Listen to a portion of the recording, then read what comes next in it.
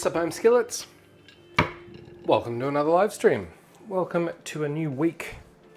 Tonight we are going to be cooking out of a river cottage veg every day. A bit of a sort of turning autumnal kind of menu this evening. Evie, good to see you.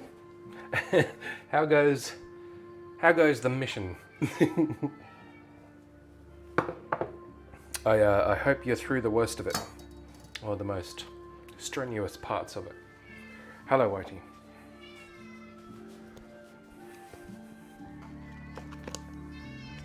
Very hungry cat. Very hungry cat. Can't say no to that. Can't say that to that. That flyer. It's going. Well, that's good.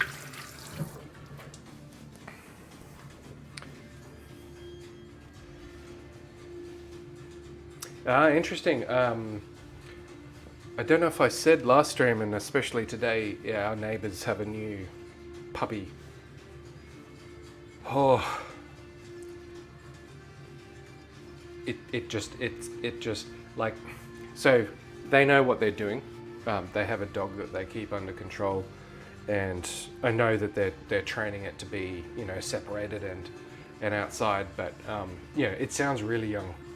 There might even be two of them. I haven't quite worked it out, but man, it sounds like it's being caught in a trap or something, and it just screams and screams and screams and screams. But they're nice people, they're good people, they know what they're doing, so I'm just gonna give it another. It's been going on for about a week. I'll give them some more time because I understand what they're trying to do, and there's no way that they're they're not like clueless dog owners. So, I get it. Yeah, and I just don't know, and that's why I've never owned a dog,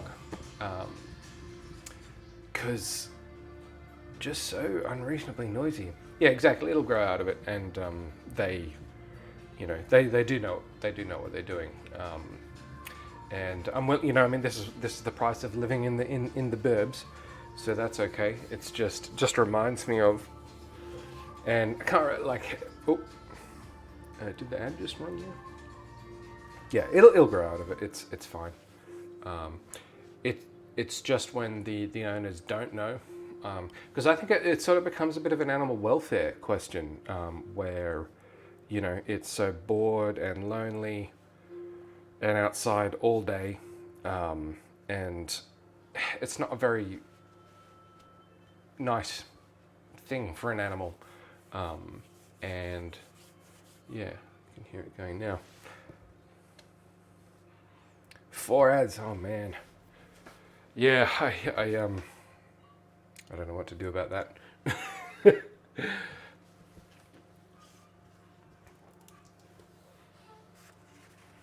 And I know the next time I see them, he'll apologize without me asking, and it's like, okay, it's fine.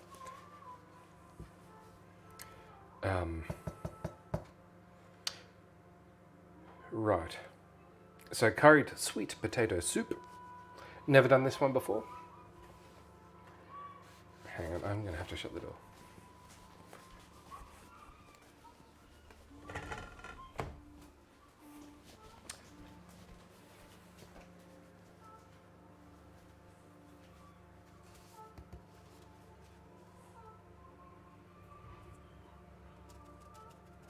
So I actually need to make a bit of garam masala for this.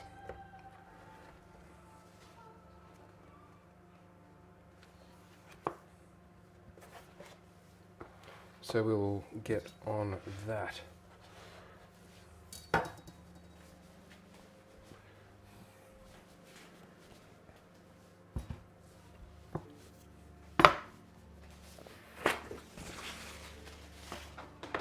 Where's my music? There it is. Well, welcome back. Yeah, it's a bit of a mission. There's nothing I can do about it though. But yeah, back on the dogs thing. Like I can't remember if I mentioned, like out where I used to live, like where Dingbottom and Hasjaz and our family home. our neighbours were really quite sensitive, still are, about sound. But they had this dog, right, that would just bark and just whine at the back door all the time. And where my bedroom was, it was like, I don't know, 6 meters. Don't you start 6 meters away? And so they would complain about my music, about Boomshine's drum practice, like just. They would come over and complain about it, and then yet there would be this dog there for hours, just crying and wailing at their back door. And I'm like, do you guys not, like, do you not see the similarities here? And how is it that isn't bothering you? You know? Yeah, basically. That's a good summary, Evie.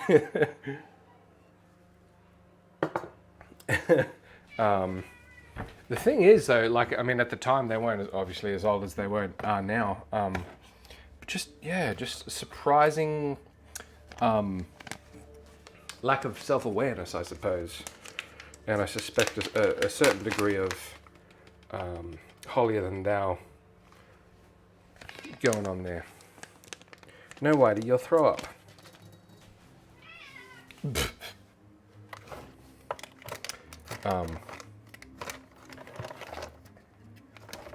Yeah, look, I mean, living in a city, that's fine. That's part of that's sort of that's what you get. And I think that's totally reasonable. So we'll see how long my patience lasts.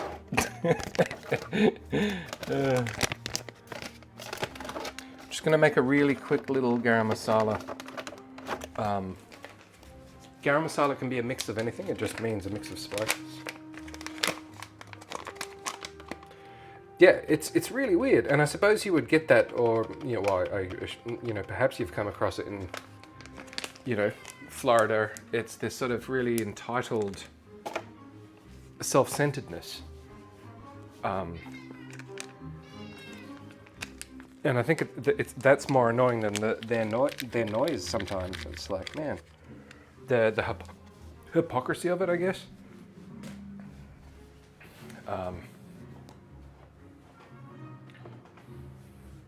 What's going on here? That was, this is Hitman 2. It's not really what I know what we'll do.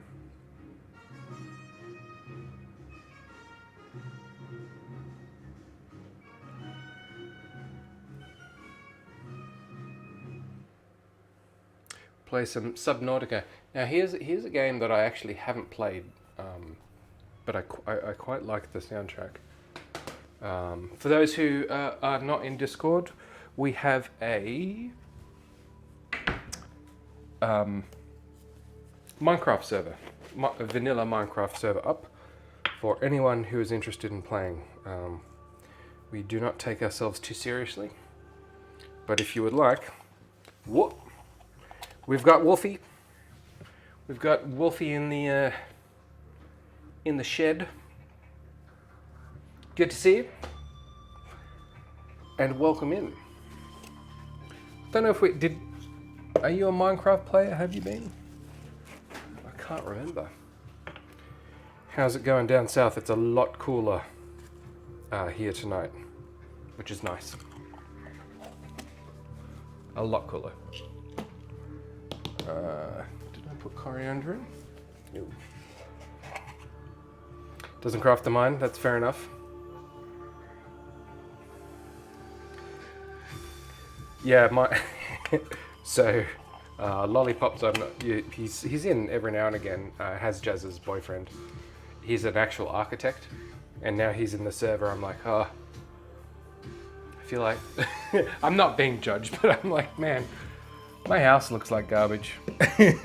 Why am I so bad at this? 33 degrees. What's 33 degrees Fahrenheit in Celsius? That would be 0.6. That's cold. That's cold.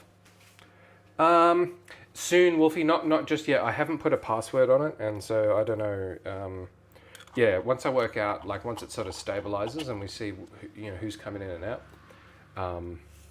potentially yes. Thank you. Yeah, that's cold. It is 21. What's 21 degrees Celsius in Fahrenheit? The answer is 69. So 70. And then yesterday, what is 36 degrees Celsius in Fahrenheit? It's like 120? The answer is 96. So it was 96 yesterday, which was a bit of a mission.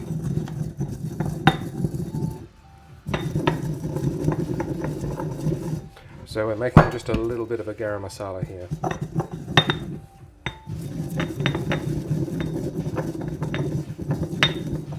You would be a mountain man, Evie.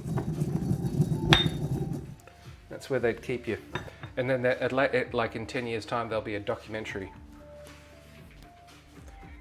about this mountain man, mountain hermit.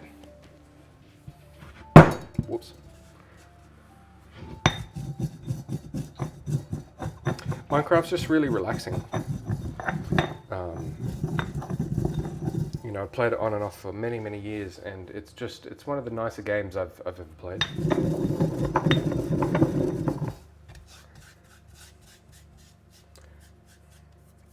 Because it's like as stressful or as relaxing as you want it to be.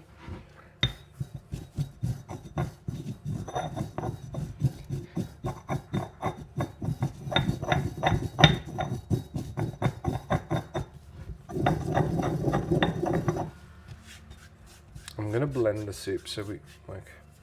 Oh man, this dog is freaking me out. It's probably not coming through. I'm just gonna turn up the volume on the music here.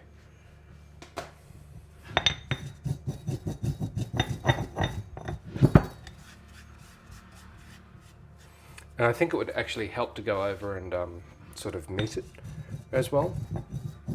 Shelley was getting a bit, because Shelley's office is on this side of the house, and so her room is closest to the fence, which is where the dog spends a lot of its time. And we don't have any soundproofing on her windows, like in my room. It'll be fine. Yeah, at the moment she does, yep. Mostly. So, like, occasionally she does have to go in. Like, she was, like last week she was in Sydney for a night. But at the moment, primarily she's work from home. It sort of depends on the security level of the project. Like when COVID first hit, the project she was on,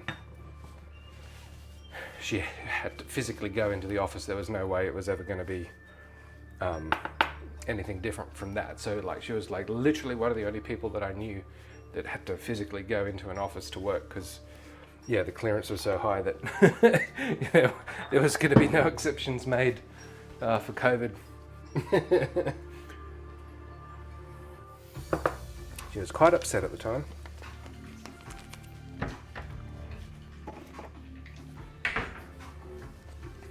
All right, we have a bit of garam masala. So we need, and just for reference for those who are just joining us, we are cooking from the River Cottage Veg Every Day. Oh, actually, before I did get this, but I didn't have time. A new Heston book. Is this a cookbook? I opened it and yes, it is. But I haven't had time to read it. It only showed up this afternoon. But I haven't bought a Heston book for a while. And love him or hate him, he does good work. Strawberry and tomato soup. This is the one I sent to you, Wolfie. Yep. How about green eggs and ham? Maybe I don't know how we do the ham. We actually had some ham on the weekend, I have to admit.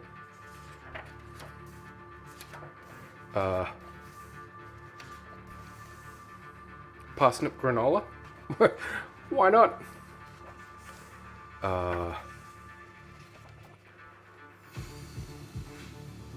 banana and parsley smoothie. See, a lot of these things you think to yourself, hell no. But I've learnt from cooking enough of his stuff that try it before you say no. Exactly. Green eggs they call me. So we will do something from this book. Gut-friendly beetroot soup, that might be at Wolfie's Khyber.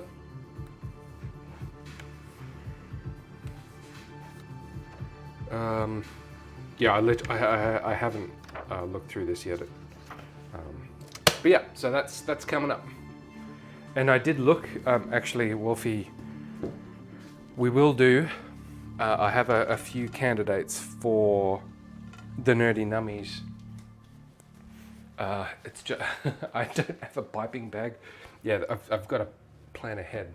Despite how simple the recipes look, they rely on a lot of pre-prepared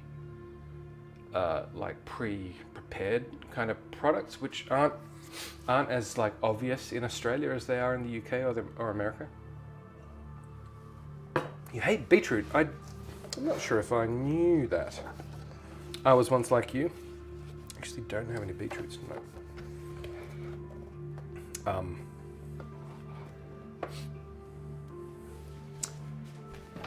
Yeah, I used to hate beetroot. Now I don't. It's actually probably one of my more favorite vegetables these days.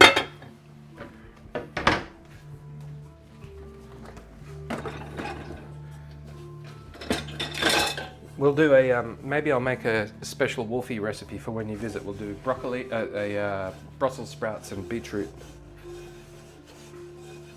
soup.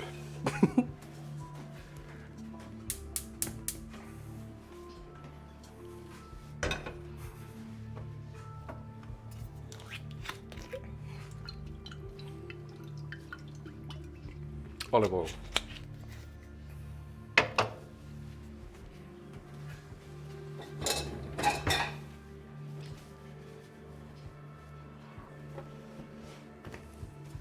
Let that heat, and to that we add 1 onion and saute slowly.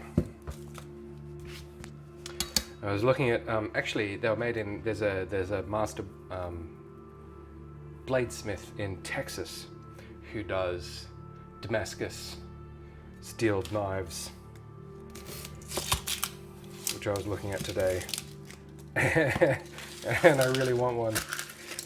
I think I'll just have to save up for a little bit.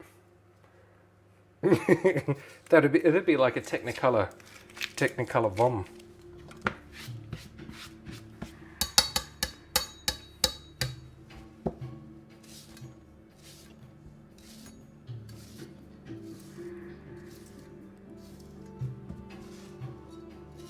Whoops.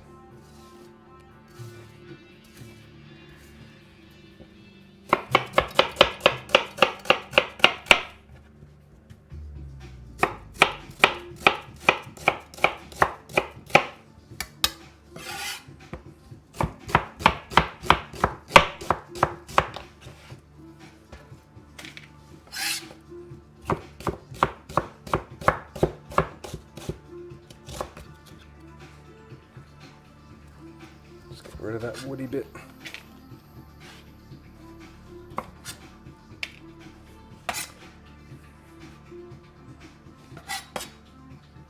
So we gently, we will saute for about 10 minutes.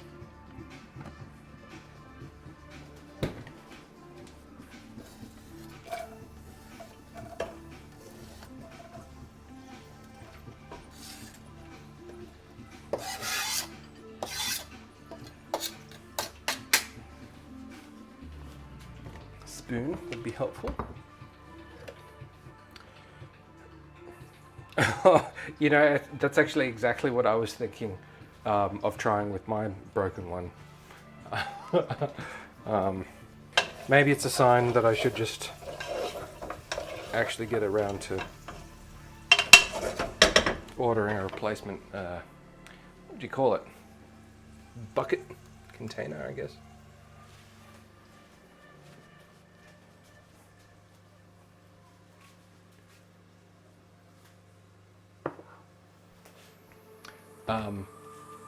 The one so yeah, it's interesting. So the kit, it depends how much. So hang on.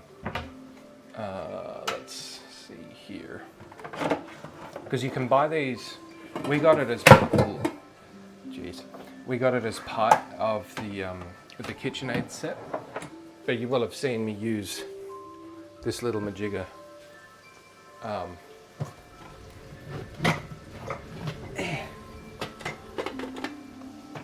All the time, but not recently. Did I just press stop stream? No.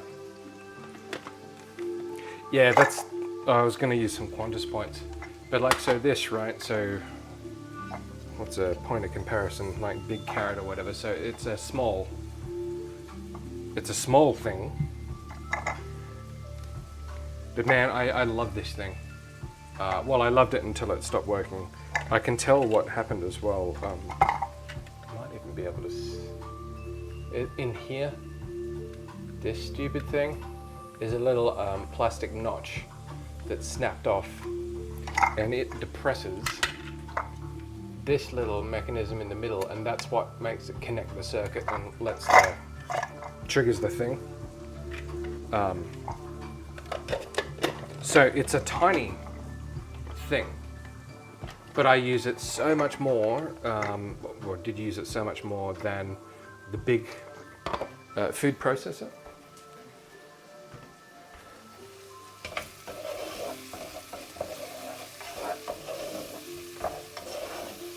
In fact, I almost like for like chopping stuff, I never use a food processor for the big things.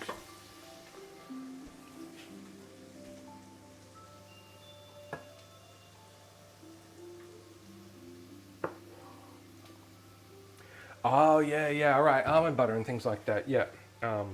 So for the bigger, let me get this out of the way. And I generally use this for because it's like a blender as well. But this comes with this, what is it? Kenwood Multi Pro. It's chunky. It's like real heavy, but it has the food processor bowl and then also a blender on top of it. That would annihilate. That would make your almond butter for sure.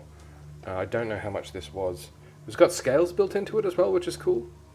But I find for chopping, I almost never use it. But it's because I can chop things really quickly.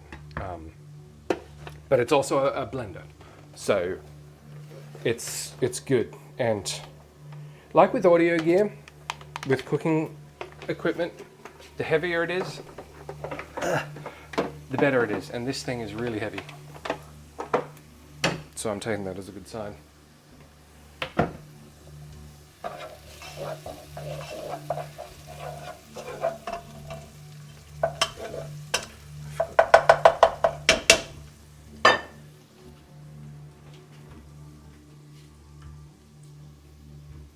Oh. And do you sweeten it, or do you? I think I was watching a video on the enzymes that break down whatever proteins into, or carbohydrates rather, into one chain towards like simple carbs, so like sugar, glucose, unsweetened. Yeah.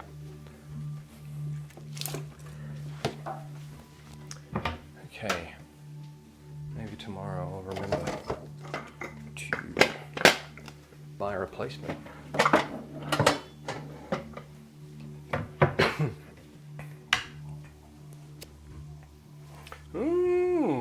Interesting.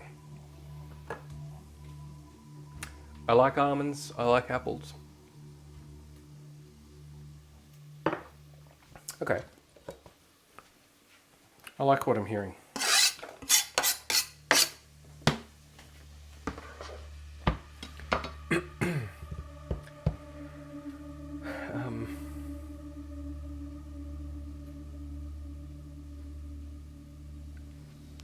teaspoon of curry powder.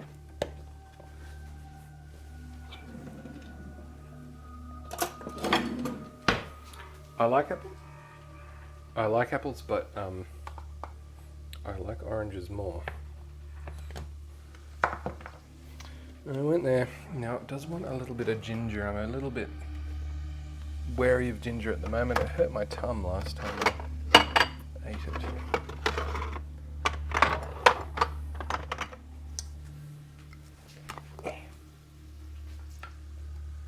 Yep.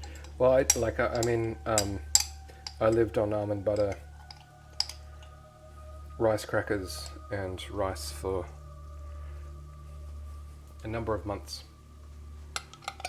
And pear, I'm sorry. When I did my allergy diet. Just gonna add some spicy paprika. Almond butter and toasted brioche. I would believe that. Man, I want almond butter. It's amazing how expensive it is.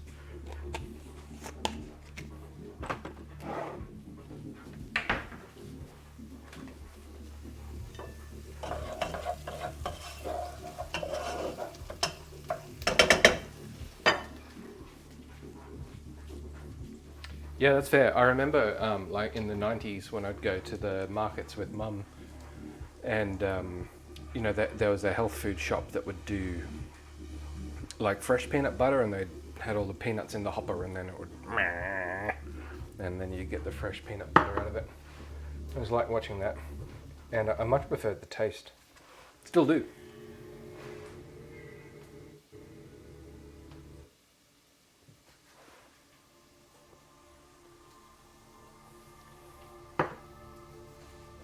All right.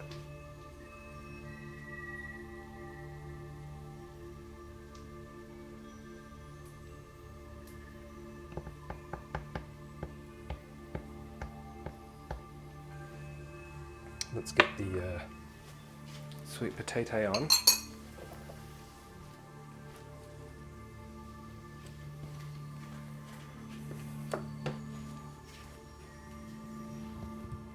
Some of this I'll reserve for the frittata as well. It's got a little pigtail. There you go. Get that up, yeah. Get your orange sheen on.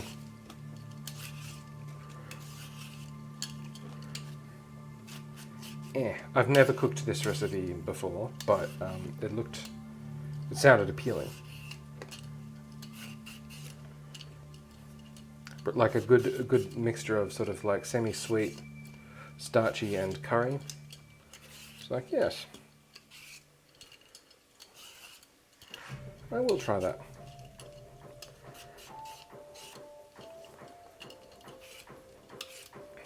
What? Red alert. Got some red alert music happening as well. Yeah. It's all D-bizzle. Welcome in. We're doing some river cottage cooking tonight. And listening to some trance from Subnautica.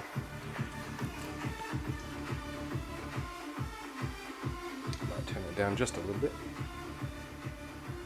What's on the menu at Cafe 49? And do you want to join our Minecraft server?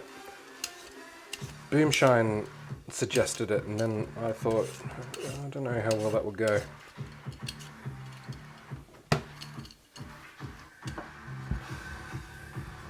Yeah, for sure. Like almonds are expensive for a good reason. But yeah, I've never made my own, and you've convinced me that I should. Jingos, crumb chicken. A good deal.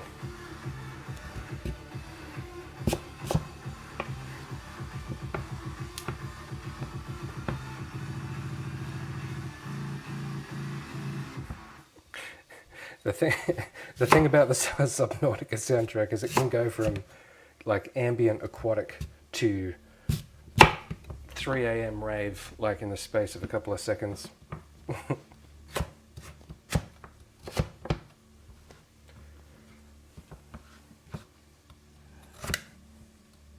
I hadn't checked in, but Mum was saying she was going to go north for a couple of nights. Has that happened, or is that happening? To the old northern New South Wales.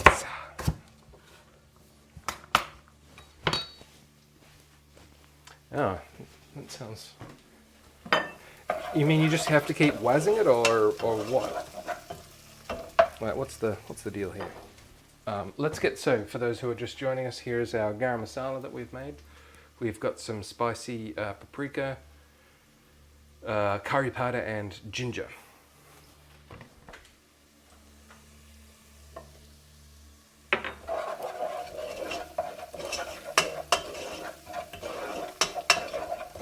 Which we're just going to fry up for a second. Yeah, this weekend I'm going to mount the camera on the other side, and just so that my like hand doesn't get in the way of the camera. Not until May. Okay. Noted. Shelley and I were brainstorming some stream theme ideas. We haven't done... Well, so there's a couple of things that I want to do for a family dinner, all of which I'm sure you'll look forward to. There is like a 4-course 18th century like sailor's meal. So that's actually something that I've never done, that I've never fed to anyone else. But peas pudding,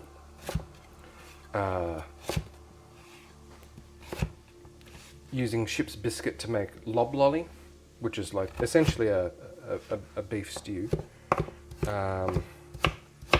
What else terrible? Yeah, it's all no good at all. So that's what I'd like to try. 20 minutes, so, okay, so you roast them. Yep, gotcha. And then 20 minutes in the wazza, then 20 minutes will go to preheating the oven and cleaning. Interesting. Yeah, no, that's okay. That's something I've spent longer. Boom shines here. I was just saying to Dingbottom, I'm trying to come up with the next historical family dinner here, and it could be ship's biscuit and peas pudding, which you've all been waiting for.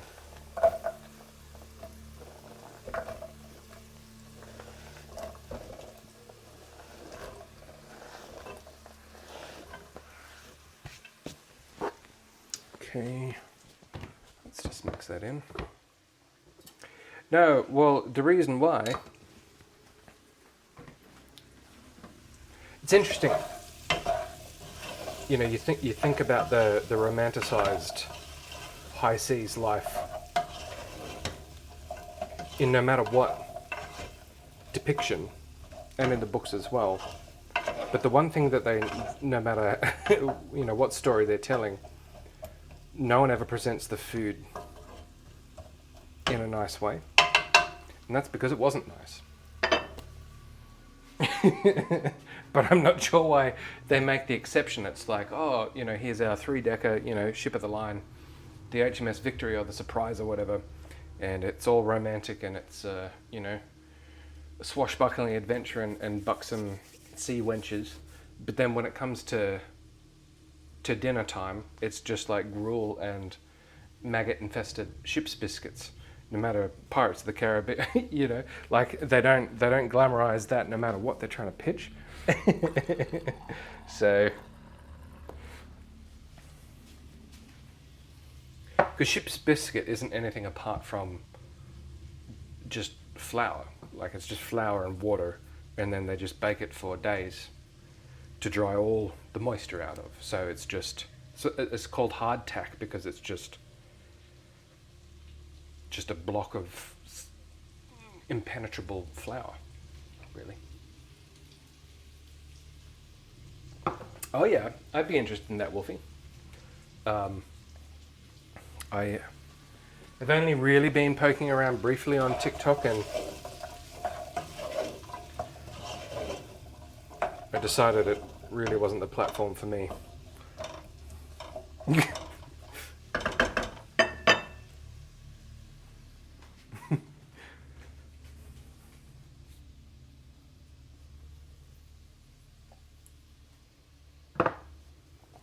All right, so we have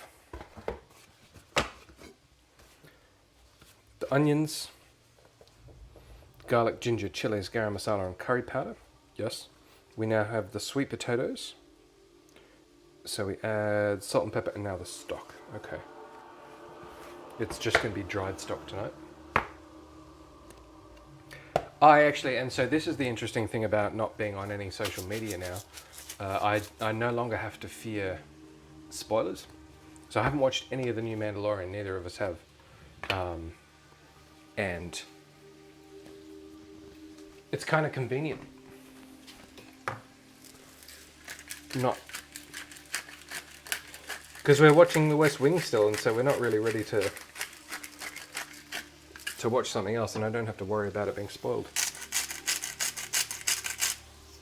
Salt and pepper.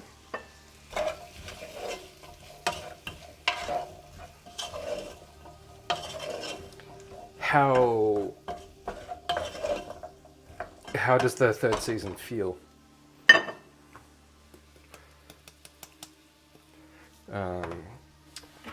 Because I've just about given up on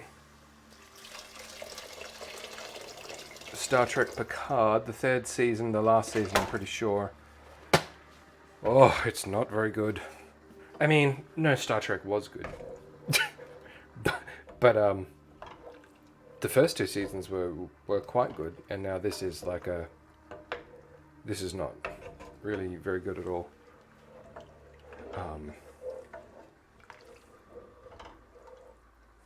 So yeah, like last night I almost just turned it halfway. I was like, eh.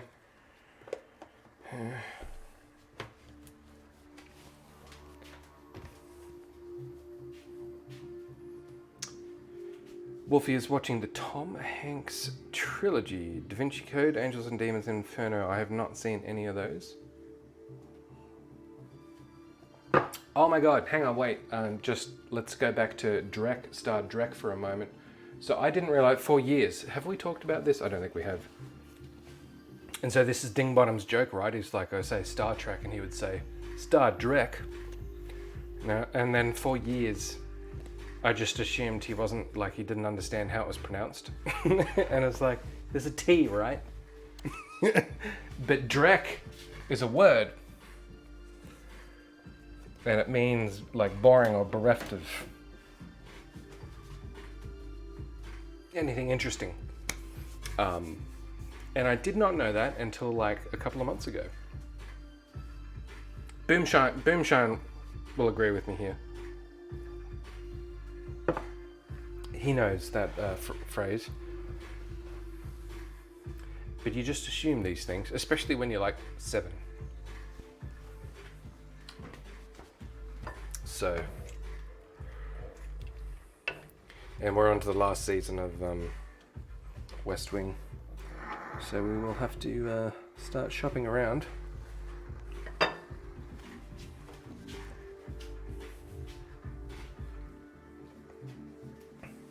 See, I don't know if it's prejudice, like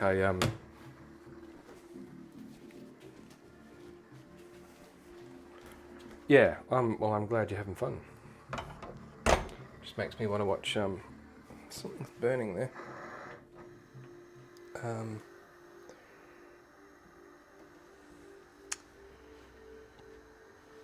Forrest Gump is what I'm trying to think of. Star Trek. So that's a shame. The only conclusion that I can really sort of come to in all of this is that it must actually be quite difficult to make entertaining television, no matter what the theme or topic. Because it doesn't happen very often. So we're going to simmer these, and then we'll blend it. We'll waz it, and then that is done. Cool.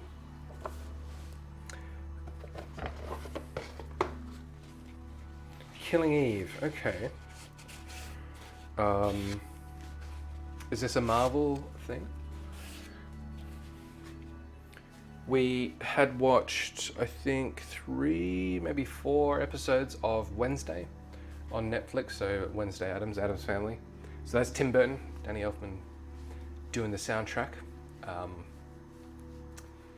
And it's not bad, but we just sort of haven't watched any more of it. So that's an indication as to whether or not it's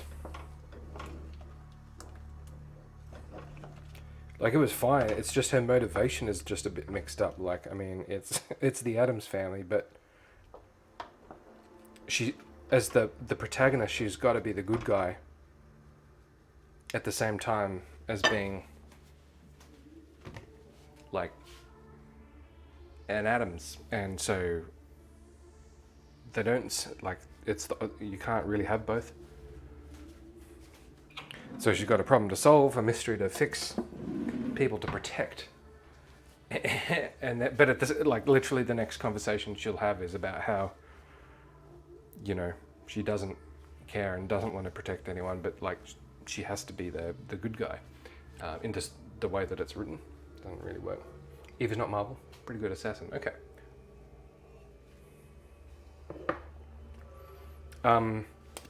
Shelley loves both of those, Wolfie. I've watched a couple of episodes of Breaking Bad and we just didn't carry on with it. Seems like good stuff. Yeah, I don't know. Hello Tomorrow, kind of given up on that. Not given up on it, it's just like, yeah.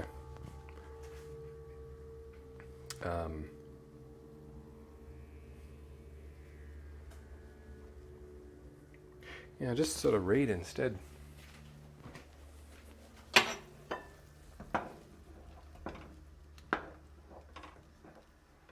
Let my brain be Hollywood.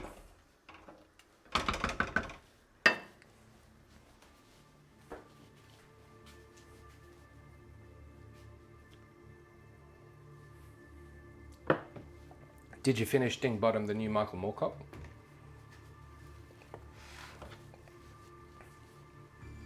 Because actually, and I haven't done it, but I will, because I bought or rented, like paid for a month of account on Midjourney. I'm going to ask it to do some AI generated Michael Moorcock themed illustrations. I suspect the intersection of these two energies is going to yield something worthwhile.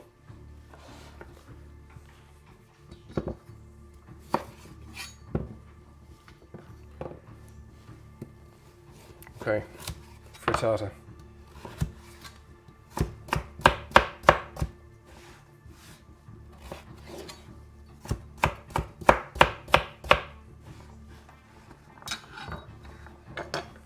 Probably a potato.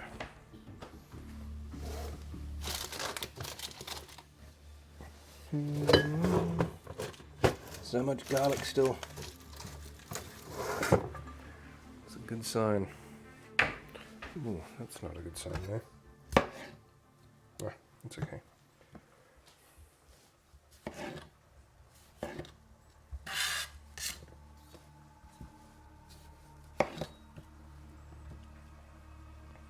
Yes, so I'm reading.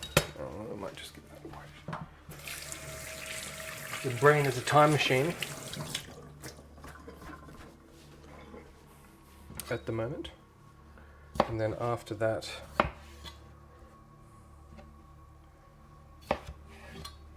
I think The Hitchhiker's Guide. It is a... People are always so shocked when I say I actually haven't read Hitchhiker's Guide to the Galaxy, which is shocking, given my interests.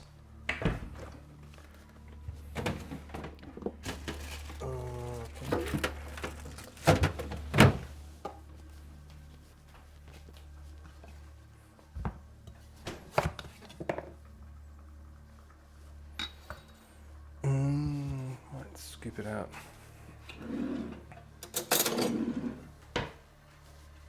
But the question, one of the underlying questions,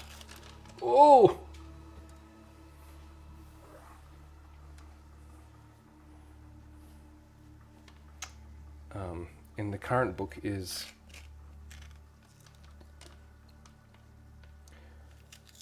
the fourth dimension, time, and whether or not it is a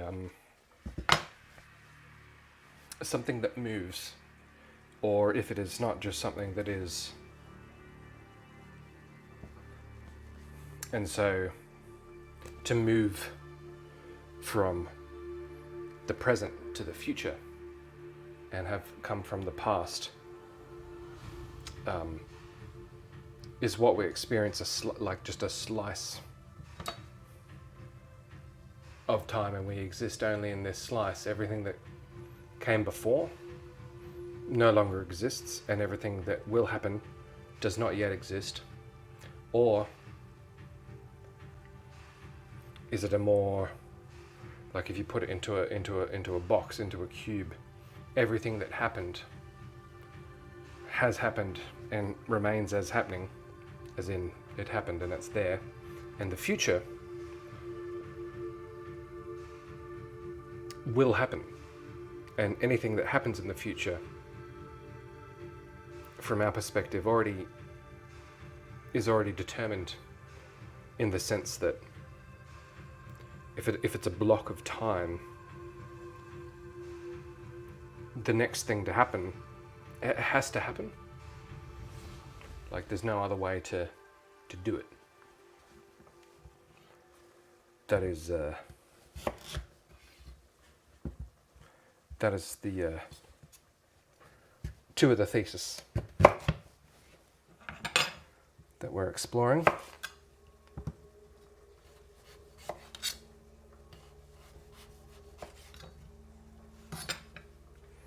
Yeah, and so because there was, and before I'd started reading this book, and this is more to do with, the book is more focused on the,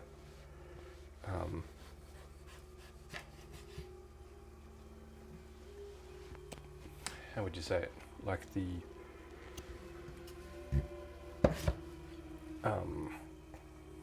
physics side of it, I suppose, not the moral side of it. And so, obviously, and whenever we try and talk about this, we sort of immediately go down the rabbit hole of free will versus predestination. This is not seeking to answer any questions that relate to that. It's more physically, how does time work? Obviously, knowing the answer to that would have significant ramifications in relation to the field of ethics and morals. But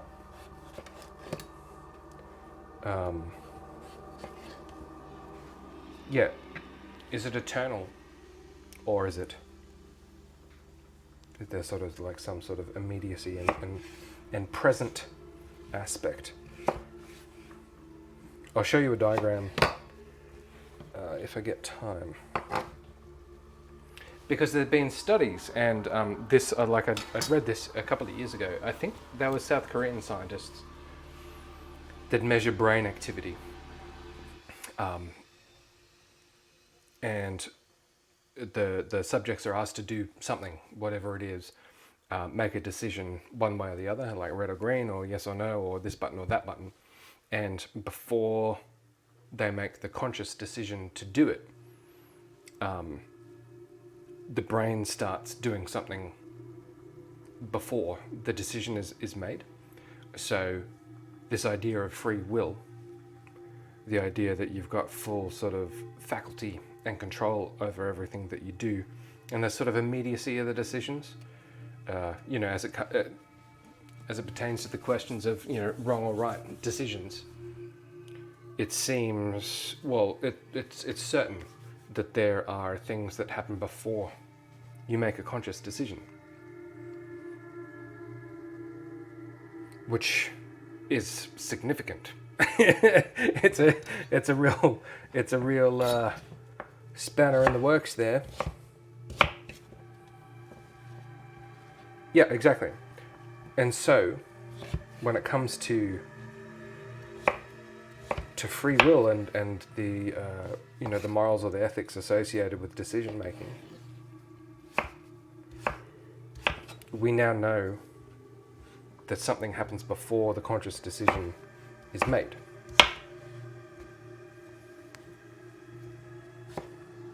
And so you say, okay, well, this is just your body. You're preparing to make that answer, but it's not as simple as that. And the real question that raises is, then do we have free will? If something acts before our conscious decision, what does this determinist worldview look like in that case? And then more broadly, it lends itself to this idea, this eternalist idea in physics, where what I was saying, everything that has come before has happened, and everything that will happen is already set. Like it's a pattern, it's a picture, it's a structure, it's a shape. It sits there, and it can't be any other way.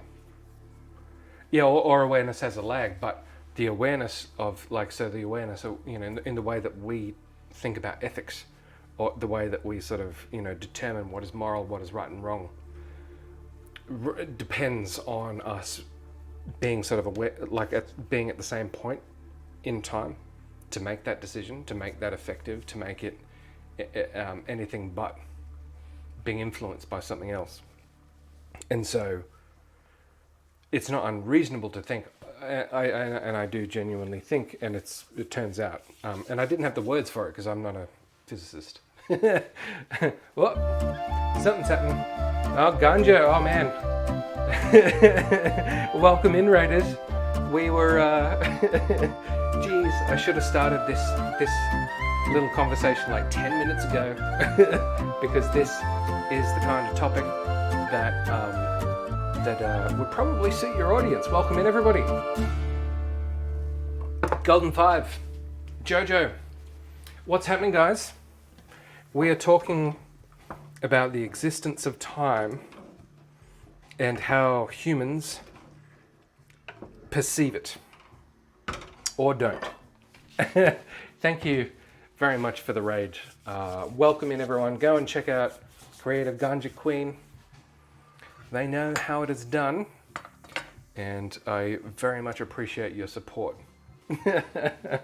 Tonight we're cooking 2 dishes from the River Cottage Veg Everyday book. We are doing, at the moment, an oven roasted roots frittata, and that is going alongside a curried sweet potato soup. Now, while I've all got you here then, let me get the diagram. Some of you will probably know it as the B theory of time.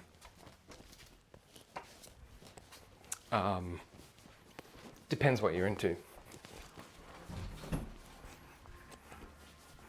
Oh, here she comes. It's Shilling. Smells good in here. So we were talking about your time as a brain machine. Your brain is a time machine? She's on it. She's on it. You said your time is a brain I machine. know. Oh. It is. So there's 2 things that I want to show you. Oh, we'll come. Brains and time. Brains and time. Equals machine. We'll come back to a very high noon shortly, and the questions about how THC impacts the perception of time. And what's Shelley gonna do? I'll be right back. Well, that's good. Frito. I'm about, what am I, like a quarter way in? Yeah, good fun. So I just want, like, there was a little diagram that was really helpful.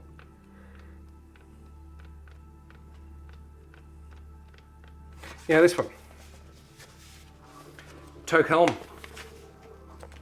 Welcome in. Thank you for chiming in. So what we were debating was here.